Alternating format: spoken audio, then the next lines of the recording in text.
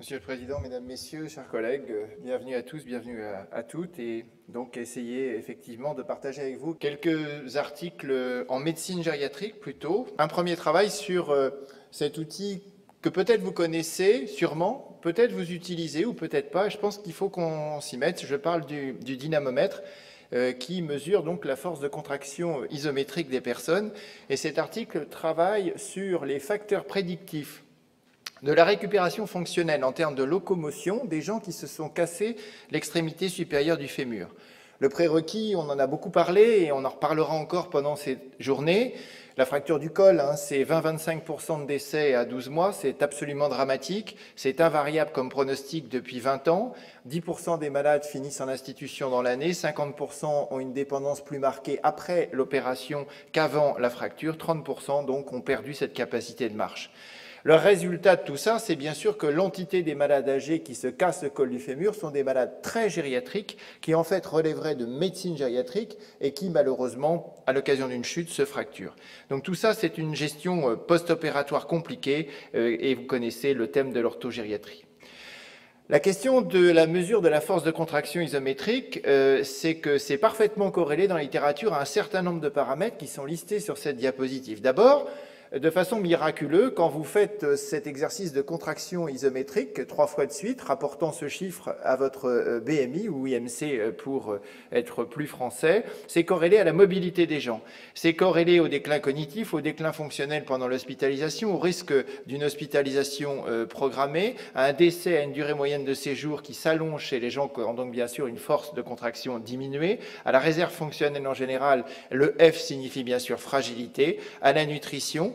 Et à 50 ans, donc j'ai fait mon test, je ne vous donnerai pas les chiffres, ça prédit mon autonomie fonctionnelle à 75 ans, date où je vais consommer des urgences, en tant que client. La question donc, c'est de savoir si la force de contraction isométrique permet au décours d'une fracture de l'extrémité supérieure du fémur de prédire la récupération fonctionnelle en termes de marche des sujets dans l'année qui suit. C'est une cohorte, 500 personnes, là je vous ai figuré ici, 85 ans de moyenne d'âge, avec des extrêmes qui vont à 99 ans. Donc vous imaginez bien que les résultats fonctionnels sont très aléatoires. Le modèle, c'est un modèle d'orthogériatrie multidisciplinaire en orthopédie où s'agrègent toutes les bonnes volontés autour du soin des personnes âgées. On va faire 3 mesures, bien sûr, ils sont fracturés en position couchée de cette force de contraction isométrique. On va compléter par une évaluation gériatrique à minima et on va donc par interview téléphonique chez ces personnes qui se sont cassées le col du fémur, qui ont bien sûr survécu, on va mesurer pendant 1 an, est-ce qu'il marche un peu et est-ce qu'il marche durablement. Durablement signifie qu'entre 2 interviews téléphoniques, ils ont continué de marcher et on va regarder la variable d'essai. Alors vous voyez que sur cette diapositive, quand j'ai une force moyenne, eh ben, ma récupération fonctionnelle est meilleure et quand j'ai une force qui est bonne, elle est tout à fait meilleure. Autrement dit, la récupération de la force musculaire qui permet de marcher est directement corrélé aux paramètres mesurés en périopératoire après la fracture de cette contraction isométrique qui intéresse le membre supérieur. Et vous avez sur la partie inférieure toutes les covariables qui ont été mises dans le modèle, ça tient compte de l'âge, du sexe, etc. Donc c'est un indicateur de fragilité peut-être pour certains, de récupération fonctionnelle en tout cas. Et sur la survie, c'est assez intéressant. En fait, il y a une petite subtilité statistique. Sur un modèle, la courbe de Kaplan-Meier, vous voyez que les gens qui ont une force musculaire élevée ont une meilleure survie. Mais ce n'est pas confirmé par une autre méthode statistique. En tout cas, c'est un paramètre qui prédit la récupération fonctionnelle, ça c'est clair, et pas n'importe quelle récupération fonctionnelle, c'est la marche. Or, la marche, c'est quand même ce qui mobilise tout le monde autour d'une fracture du col du fémur. La marche durable, c'est-à-dire c'est un indicateur de remise debout, de remarche et de remarche durable. C'est corrélé à la mortalité, mais partiellement pour les réserves que je viens de vous ai données. Et je crois que c'est clairement quelque chose qui doit être travaillé comme un indicateur relativement simple, peu onéreux et reproductible de l'état de santé d'une personne âgée et en tout cas de sa vulnérabilité ou fragilité. J'enchaîne avec un deuxième article que je trouve extrêmement intéressant parce qu'il travaille sur l'épuisement des aidants, des patients âgés qui sont atteints de troubles cognitifs et ou d'une démence. Et l'originalité de ce travail, c'est que cette enquête menée au autour de ce binôme malade aidant naturel, qui, vous le savez, est très volontiers quelqu'un de la famille, eh bien, il est toujours fait en communautaire, en ambulatoire, il est rarement fait à l'occasion d'une hospitalisation. Et cet article, il focalise l'attention sur le fardeau des aidants de gens qui sont hospitalisés, c'est-à-dire qu'on les prend au moment où ils rentrent à l'hôpital, ces gens-là, et on interroge leurs proches. Le fardeau des aidants, c'est ce que je viens de vous dire. C'est un stress médico-psychosocial, l'état démentiel ou l'état cognitif altéré pour l'aidant naturel qui est tout à fait considérable. Et n'oubliez pas le stress financier, parce que malheureusement, on ne soigne pas les gens sans soutien financier. 80% des aidants naturels sont des membres de la famille. Il n'y a que 20% d'aidants professionnels. Pur, je veux dire. Et puis là, il s'agit bien, je vous le répète, d'une enquête qui est faite à l'admission à l'hôpital. Voilà les critères d'inclusion. Ils ont pris des gens qui avaient un âge consacré. Ils ont cherché chez ces malades s'ils avaient des troubles cognitifs. Et j'ai bien dit troubles cognitifs, ça peut être une alerte cognitive ou ça peut être un syndrome démentiel. Il fallait que ces gens nécessairement aient un aidant naturel, puisqu'on ne pouvait pas interroger quelqu'un qui malheureusement n'en a pas ou vit seul. Et l'idée, c'était, on se place à l'entrée de l'hospitalisation de cette personne qui a des troubles cognitifs, qui est âgée, peu importe le motif pour lequel elle vient, et on va immédiatement dire, a priori, elle retournera chez elle. On est bien dans la prospective du retour à domicile, qui est la volonté la plus classique dans tous les secteurs hospitaliers où nous travaillons. Chez le malade, on va mesurer un certain nombre de choses qui sont indiquées ici. Mettez dans votre mémoire la confusion. Le test des 3 mots fera que je vous le redemanderai tout à l'heure.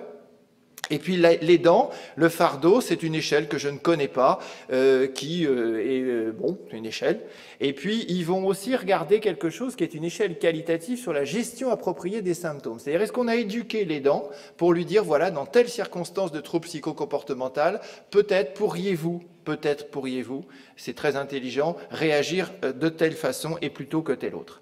Voici les 495 couples patients aidants naturels. À gauche, les malades, leur nombre et leur pourcentage à droite. Vous avez là donc un certain nombre de gens et vous voyez que très clairement, c'est pas des démences. Hein, ils peuvent être déments, mais pas seulement. Vous voyez la confusion qui apparaît beaucoup et on sait bien qu'on en croise beaucoup dans nos services. Le MMS qui a été fait, l'ADL, donc c'est des gens totalement indépendants, hein, pratiquement, 6, avec un MMS qui est peu altéré et un score de NPI qui est sur 30. Bon, je ne le connais pas, mais enfin, il est sur 30. Voilà l'analyse multivariée du fardeau des aidants. Voici les paramètres qui sont donc protecteurs ou qui sont donc aggravants du fardeau des aidants.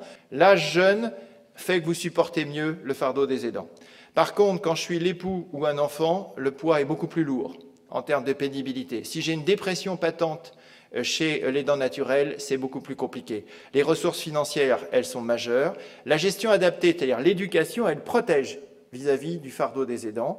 La dépression, c'est considérable si c'était un passé dépressif, une histoire chronique. Et on va descendre un petit peu. Chez le patient, ce qui est déterminant, c'est la confusion. 5 fois plus de pénibilité majeure, de fardeau des aidants majeur, la raison pouvant en être que c'est des confusions qui traînent depuis longtemps. Vous savez que le principal facteur déterminant en dehors de l'âge de la confusion, c'est l'état démentiel patent ou latent. Et puis la dernière chose, c'est que 50% ou 60% des malades de nos services confus sortent confus. On les remet dans le circuit tout en étant confus puisque la récupération n'est pas complète. Donc, cet article, pour moi, les messages qui m'apparaissent peuvent être ceux-là. Le bilan gériatrique à l'admission hospitalière et la recherche systématique de troubles cognitifs, je ne vois pas, nous sommes entre nous, comment on peut s'en passer, mais j'ai toujours pour habitude de dire qu'en dehors de nos services, il n'y a pas de dément. Quand on fait l'équipe mobile, on en trouve quelques-uns. Et les spécialités médicales ne sont pas protégées vis-à-vis de la démence, et je ne donnerai pas de nom. La confusion, c'est quelque chose d'extrêmement important à diagnostiquer, et moi, je n'avais pas dans ma tête, je vous le dis sincèrement, associé confusion, fardeau de l'aidant. Et je pense qu'il faut le mettre dans notre esprit. Le profil de l'aidant épuisé, c'est une épouse qui est pas jeune, une confusion, qui n'est pas éduquée pour les soins, qui a peu de ressources et qui est déprimée. Les limites, c'est l'heure dédiée aux soins, c'est-à-dire qu'on ne sait pas combien d'heures de cet aidant naturel sont dédiés aux soins. Est-ce que c'est 1 heure par semaine ou 10 heures par semaine? On ne connaît pas l'ancienneté des troubles cognitifs, on ne connaît pas s'il y a des conjugopathies, des conflits familiaux sous-jacents, et on ne sait pas quelle était la situation clairement avant l'hospitalisation, dans le quotidien, durablement. Et le stress de la sortie, on dit voilà, votre patient est confus, probablement un peu dément, mais il va rentrer la semaine prochaine. c'est un stress qui est quand même incontestable pour les dents naturelles. Un autre travail très intéressant qui est dans le domaine des soins palliatifs et qui répond à une question qui est: devons-nous arrêter, devons-nous poursuivre l'hydratation des gens en fin de vie? C'est un travail très très intéressant parce que si vous lisez le dernier mot, c'est une étude randomisée, en double aveugle, et c'est vrai que quand j'ai vu passer ce travail, je me suis dit que c'était compliqué de faire en double aveugle quelque chose autour de l'hydratation parentérale. Et bien vous allez voir, ils y sont parfaitement parvenus. Sujet âgé et cancer, la question se pose toujours: faut-il maintenir une hydratation artificielle en fin de vie? Oui, parce que ça réduit la confusion, ça réduit la fatigue avec des échelles consacrées, ça réduit les clonies. La qualité de vie, on ne sait pas. Est-ce que ça préserve la communication entre le patient malade, son entourage, les professionnels? C'est pas absolument certain. Les méthodes, c'est des sujets âgés avec un cancer évolué de stade 3 ou 4, autrement dit métastatique, qui ont une déshydratation minime ou modérée cliniquement, qui ont une échelle de fatigue qui va être mesurée et qui ont une espérance de vie supérieure à 7 jours. Ils ne sont pas en phase agonique. Ils ne doivent pas être confus puisqu'on doit pouvoir discuter avec eux et mesurer. Donc vous voyez que là, déjà, on a une restriction de la population, mais c'est lié au design de l'étude. Alors on va les perfuser avec soit 1 litre, soit 100 millilitres. Alors comment on fait? Eh bien, on met un cache autour de la préparation qui est faite en pharmacie, un cache en carton, et on compense par 900 grammes de rien pour faire 1 kilo. Et vous perfuserez 100 millilitres ou 1 litre, et vous ne saurez pas combien vous en avez en perfusé, parce que le délai de perfusion va se faire sur une durée plus courte. Nous, on met généralement 1 litre sur 8 heures. Là, ils vont mettre 1 litre sur 4 heures, parce que les 100 millilitres, évidemment, vous pouvez les passer sur 4 heures, et on va perfuser un peu plus vite le litre, mais il n'y a pas de souci. La durée, c'est qu'on va faire ça jusqu'au coma ou au décès de la personne, et c'est un sujet qui va être fait, le traitement va être fait à la maison. C'est une hydratation à la maison, et la suivi va être fait par les infirmières évaluatrices qui sont différentes des infirmières techniciennes qui appliquent la perfusion sous-cutanée à la maison ou perfusion intraveineuse. Il y en avait quelques-uns. Et toutes les poches, je le répète, pesaient 1 kg. Au passage, bien évidemment, on est dans une étude helvétique. Je peux vous garantir que les comités d'éthique se sont penchés activement et très sérieusement sur cette étude randomisée double aveugle. On va mesurer les symptômes secondaires à la déshydratation, les myoclonies, l'hallucination, la douleur, les problèmes de bouche qui peuvent être abîmés par des déshydratations sévères, l'incidence de la confusion et la qualité de vie. Voici les résultats de cette population, 130 personnes, alors évidemment relativement jeunes, mais ça va jusqu'à 92 ans, mais je crois qu'il ne faut pas se tromper, les populations cancéreuses au stade 3-4 ne sont pas dans une indépendance fonctionnelle parfaite. Sur la colonne de gauche, vous avez la déshydratation à J7, il n'y a pas de différence entre les deux groupes. L'hallucination, il y a une amélioration dans le groupe 1 litre qui n'est pas retrouvée. Les myoclonies, vous avez l'amélioration. Les douleurs, amélioration. Dépression, amélioration. Mais vous voyez qu'il y a autant d'amélioration dans le groupe 100 ml que dans le groupe 1 litre. Et quand on fait quelque chose de beaucoup plus général, je vous rappelle les paramètres, c'était les troubles de l'hydratation, la confusion, vous voyez qu'il y a une aggravation dans les deux cas de figure, mais il n'y a pas une aggravation significative entre peu d'hydratation et beaucoup d'hydratation, et la qualité de vie n'est pas vraiment améliorée par la grande hydratation, puisqu'elle est plutôt améliorée par la faible hydratation. Chez les sujets âgés avec un cancer évolué, avec un cancer évolué, dont certains peuvent être âgés, traités à la maison, l'hydratation palliative durable, 1 litre, n'est pas significativement associée à une survie augmentée, n'est pas associée à une amélioration des symptômes psychiques du malade, n'est pas associée aux symptômes généraux du malade en termes d'hydratation, ni à leur qualité de vie. C'est un essai randomisé avec des critères éthiques, je vous l'assure, très respectés. Je crois que nous, on soigne des sujets volontiers dans cet état, au stade d'état démentiel sévère, avec ces déshydratations notamment intracellulaires conséquentes. C'est toujours le problème. Les réhydrater, on sait faire. Les mettre à 135 de natrémie, on sait faire. Pour quelles raisons? Pour combien de temps? C'est un débat que, bien évidemment, il n'est pas pour moi question de clôturer, mais je souhaitais vous faire partager ce travail courageux, à mon sens. Un truc extraordinaire autour de l'éducation des gens, c'est le développement d'un outil d'aide à la décision quant au screening par mammographie des femmes âgées. On est aux États-Unis et vous savez qu'en France, la population des femmes de plus de 75 ans, je vous l'ai indiqué ici, est d'environ 6 millions de personnes. Les mammographies dans le programme EMA sont recommandées jusqu'à 74 ans et à 74 ans, on s'arrête. Enfin, on dit, faites comme vous le souhaitez, comme vous le pensez. Il n'y a pas tellement de précision. Les sociétés recommandent donc une absence de dépistage systématique après 74 ans. Encore faut-il que l'on puisse bien expliquer, et c'est notre difficulté actuellement, informer ces personnes, ces femmes, Pourquoi on ne fait plus ce suivi? On leur a dit qu'il faut absolument le faire jusqu'à 74 ans, et après on dit c'est pas totalement nécessaire de continuer. Il y a une explication de texte qui n'est pas facile, et pour les médecins comme moi qui ne sont pas spécialistes de cette thématique, j'avoue que c'est toujours une question qui me préoccupe. Alors en fait, ils ont fait un outil, ils l'ont diffusé, ils l'ont validé d'aide à la décision sur la pertinence du rapport bénéfice-risque de la mammographie après 75 ans chez des femmes qui étaient, alors c'était des jeunes femmes âgées, hein, pour être clair, c'est une population un peu triée sur le volet, américaine, qui est volontaires pour participer. Alors, ils ont fait une revue de littérature, ils ont pris les facteurs de risque de cancer du sein, les valeurs du dépistage, la mortalité, la morbidité. Ils ont rédigé un document grand public qu'ils ont soumis à des experts, qui l'ont brassé de nouveau. Ils ont fait un test de compréhension pour les usagers en se basant sur un âge élevé. Ça, la méthode, elle est extraordinaire parce que je me dis que de cet exemple, on peut faire des outils, nous, d'information autour de plein de maladies dont il faut absolument s'inspirer. La méthode est extraordinaire. Alors on a pris des femmes comme ci, comme ça, sans troubles cognitifs, sans antécédents de cancer du sein, qui avaient un suivi régulier par leur médecin généraliste. Et les critères d'exclusion, il ne fallait pas avoir une mammographie au cours des 9 derniers mois, parce que finalement vous aviez une mammographie récente. Il fallait avoir refusé par le passé un suivi, c'est-à-dire qu'elle n'avait pas été inclue dans un suivi.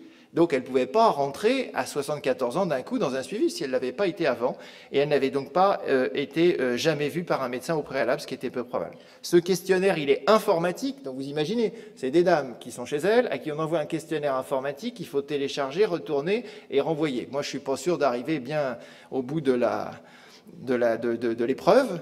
Les données démographie, et on va mesurer chez ces femmes l'espérance de vie à 9 ans par une échelle que je ne connaissais pas, qui me semble très intéressante pour ceux qui travaillent dans l'oncologie. On va faire des QCM sur la compréhension du texte. C'est extrêmement bien fait sur le plan méthodologie. 326 personnes, on a eu donc 45 inclusions seulement, c'est une petite série, ça veut dire qu'il n'y en a quand même que 15% qui acceptent. Mais vous voyez qu'ils n'ont pas répondu, ils n'ont pas vraiment exprimé un refus, ils n'ont pas répondu. On est aux États-Unis. Hein. Aux États-Unis, ils ont une culture du sondage très, très développée. Nous, chez nous, dès qu'on veut nous vendre une cuisine à 18h30, on n'est pas d'accord. C'est dommage, parce que c'est intéressant tous les jours qu'on a des cuisines, mais non. Eux, ils sont plutôt prêts. Alors vous avez l'accord pour la mammographie avant le test et après le test. Alors vous voyez que vous en aviez 82% qui étaient plutôt d'accord pour faire une mammographie, et une fois qu'on les a informés, il n'y en a plus que 56%. L'information, elle a été bien faite, avec des arguments scientifiques, et les femmes réfléchissent et disent, compte tenu de ce que j'ai lu, compte tenu de ce que j'ai compris, je ne continue pas ce suivi mammographique régulier. Vous voyez que quand l'espérance de vie est plutôt faible, si je peux dire, évidemment, on aboutit à un suivi post-test beaucoup plus faible. Et vous voyez que quand l'espérance de vie est meilleure, il n'y a pas de différence. Quand on est finalement en bonne espérance de vie, on est prêt à continuer, mais quand même beaucoup moins volontiers après cette information circonstanciée. Donc moi, je trouve que ce questionnaire, il est intéressant parce que l'utilité jugée par les femmes était de 96%. Elles le recommanderaient 7 fois sur 10. Le temps de lecture était adapté et le niveau d'information adapté et la compréhension adaptée. Je vous dis, c'est un outil intéressant pédagogique dans la prévention du bien vieillir et qui peut être sûrement utilisé pour d'autres pathologies. Approche éducative d'une population très sélectionnée, c'est une population élite. Amélioration des connaissances de la personne soignée. Et le dernier point est très important, c'est que le programme de prévention, sans décision personnelle, il n'y a pas de programme de prévention qui marche bien.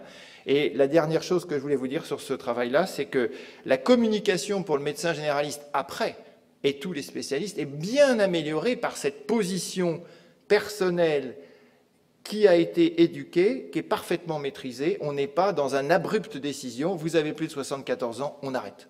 Et donc là, il y a un continuum dans la prise en charge de ces personnes qui est tout à fait intéressant. Alors, quelques brèves. Il s'agit des hypoglycémies sévères et du déclin cognitif chez des personnes âgées qui ont un diabète de type 2. C'est une étude écossaise. 831 personnes adultes, diabète de type 2, âgées en moyenne, vous avez l'âge ici, traitées par sulfamide dans 25% des cas, par insuline dans 16%, suivi 4 années, on fait une batterie de tests cognitifs.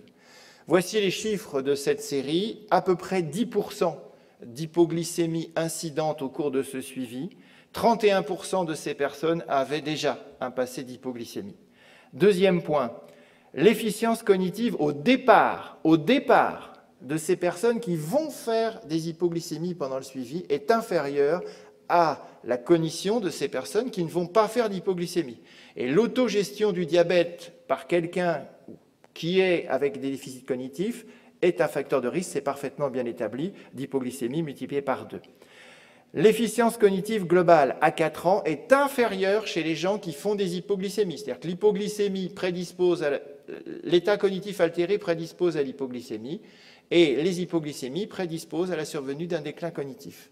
Et le déclin cognitif augmente avec le nombre d'hypoglycémies. Ça, c'était déjà connu par le passé. Gestion du stress au travail. Autre petite chose que j'ai trouvée, l'Exomil 500 mg.